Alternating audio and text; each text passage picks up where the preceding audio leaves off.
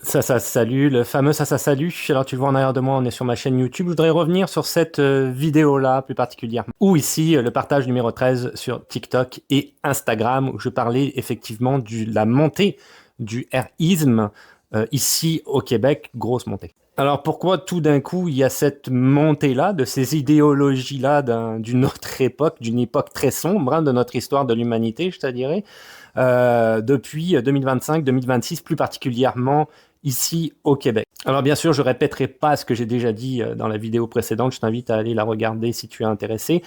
Mais premièrement, il y en a toujours eu des artistes, de toute manière. Alors c'était des gens qui effectivement peut-être ne revendiquaient pas cette opinion-là parce que c'était pas à la mode à une certaine époque, mais qui à l'heure actuelle s'affichent ouvertement un peu partout.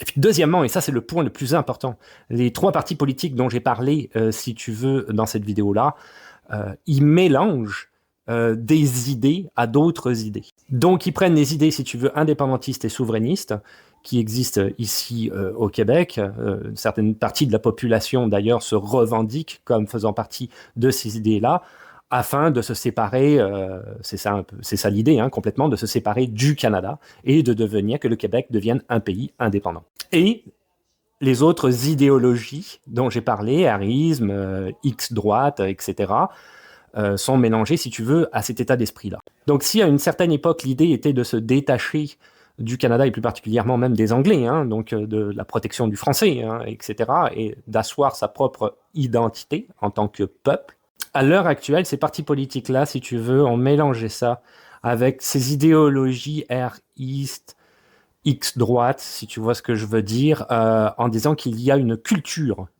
québécoise propre, Québec de souche même, et que du coup, il faut faire un effort pour préserver de manière hermétique cette culture qui pourrait être attaquée par l'immigration.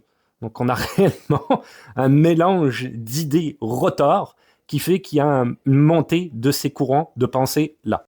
Tout ça est complètement idiot parce que le Québec est même formé, je te dirais, sur de différents types de cultures. Le multiculturalisme existe au Canada, mais il existe également au Québec. Et tu le vois même partout. Tu vas au restaurant, tu vas chez Amir, ou je sais pas moi, la bouffe libanaise, etc., qui fait partie à l'heure actuelle de l'identité québécoise. Bref, c'est un mélange, un melting pot de cultures, si tu veux, en arrière de ça. Donc c'est stupide, c'est complètement stupide. Mais ces gens-là tombent dans le panneau et ça gonfle les rangs, si tu veux, des personnes qui ont ces idéologies-là. Les partis politiques en profitent en se disant, ben voilà, on va pouvoir se faire élire très facilement aux prochaines élections avec ces gens-là. Là-dessus, je te dis à plus.